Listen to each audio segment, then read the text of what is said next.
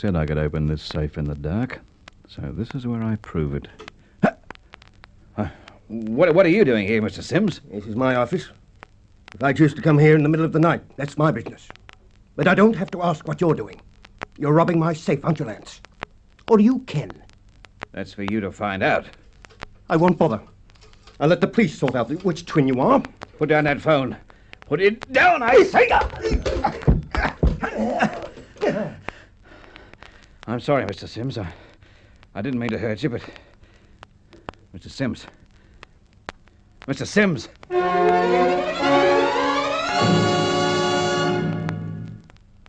All right, Ken, how did it happen?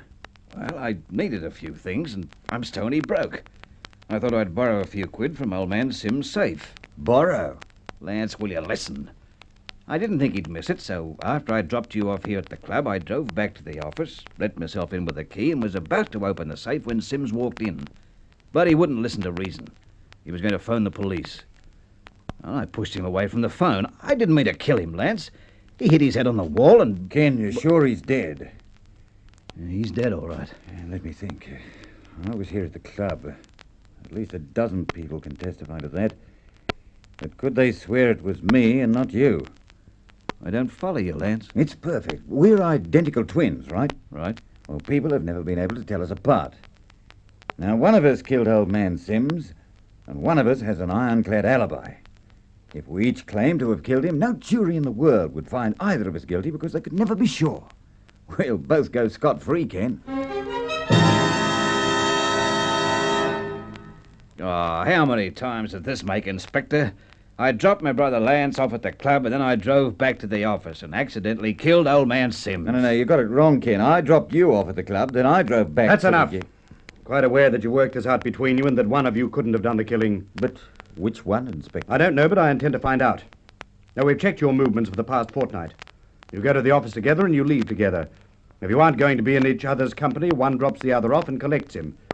Don't either of you ever walk? Why should we, when we own a car between us? Let's see now. Last Friday, you each had a date.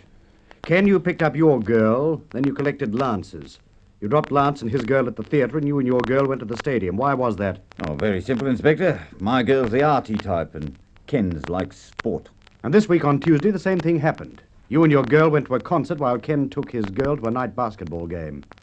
Lance, by the way, would you mind showing me your driving license? Oh, I'm sorry. It's at home in my other wallet. Ken, have you got yours? Yeah. Here you are, Inspector. That's fine. All right, Lance. I'd like you to come along with me.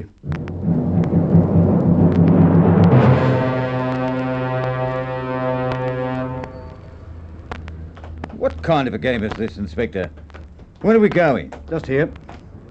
Now, here you are, Lance. Here's the keys to my car. I want you to take me around the block once or twice. Well, What's the matter, Lance? You look worried.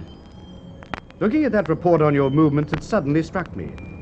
The few times you and your brother went your separate ways, you were the one who was delivered and collected. It could have been coincidence, but it wasn't. You couldn't show me a driver's license because you don't drive. We'll be charging your brother Ken with the murder of his employer.